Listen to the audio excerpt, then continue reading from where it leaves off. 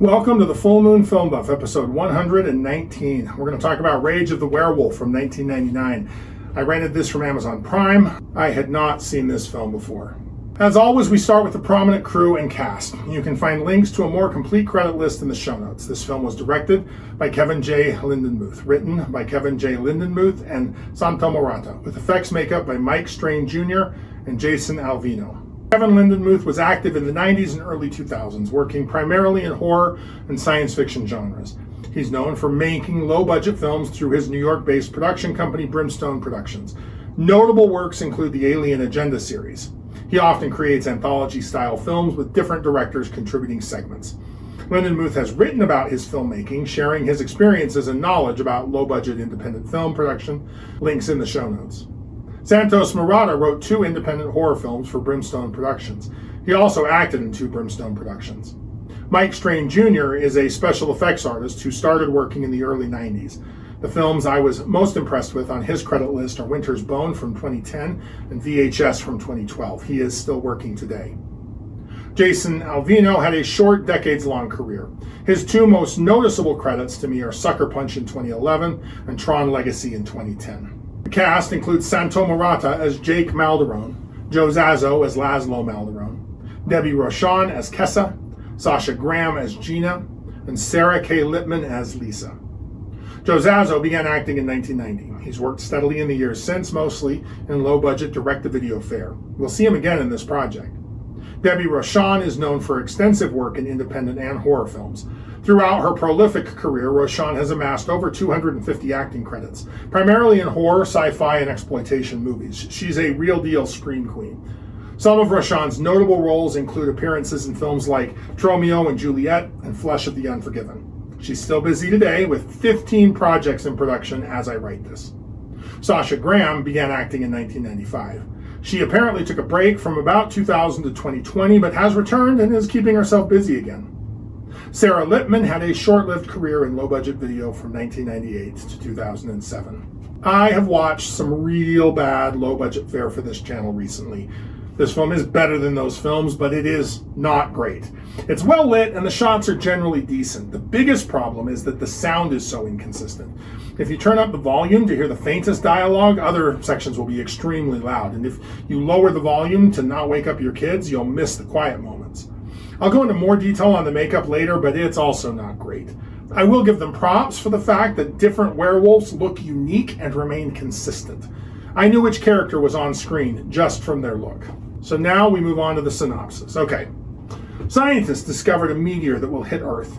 Governments deflect it with nukes, but it ends up striking the moon, altering the moon's orbit and moving it closer to the Earth, which amplifies tides, creating a cataclysm, and unleashing a latent werewolf gene in humanity. Jake, and I think his name is Ralph, scavenge at an abandoned theme park somewhere near New York City. One trapper shoots a werewolf, but a bigger werewolf kills 4 trappers while the other humans run away. The shot werewolf turns out to be female and somehow ends up at our hero's apartment. I think the big werewolf is the pack leader. The next day, the werewolf leader hunts down and kills 2 werewolves trying to abandon the pack. We get the backstory on Jake. He and his brother Laszlo were werewolves before the moon shifted orbit. Jake and Ralph leave because bounty hunters are after them too. Laszlo is the werewolf pack leader. He calls in a favor to get a captured vampire delivered to him. Oh, turns out the female werewolf was a spy gathering info on Jake. Jake and Ralph go underground to avoid cops, where they get attacked by mutant ghouls. Jake is forced to transform and kill them. They find a warehouse and lay low for a while. Laszlo feeds his spy to the vampire. Then he bites her to make her half vampire, half werewolf. He plans on becoming a werewolf-vampire hybrid himself. Laszlo hires a bounty hunter to capture Jake. The bounty hunter fails, and Jake learns that Laszlo is after him. Also, it turns out that Ralph has been betraying Jake this whole time because he wants Laszlo to make him a werewolf. Laszlo and Jake meet up and argue before the final fight to the finish. Jake and the vampire team up against Laszlo. Somehow, she can now go into the sun, and then they fly away together. Now, given the film's budget constraints, the transformation effects rely more on creative camera work, lighting, and suggestion rather than practical or digital effects. It would have been fine pre-1970, but it's not now, or even when it was made.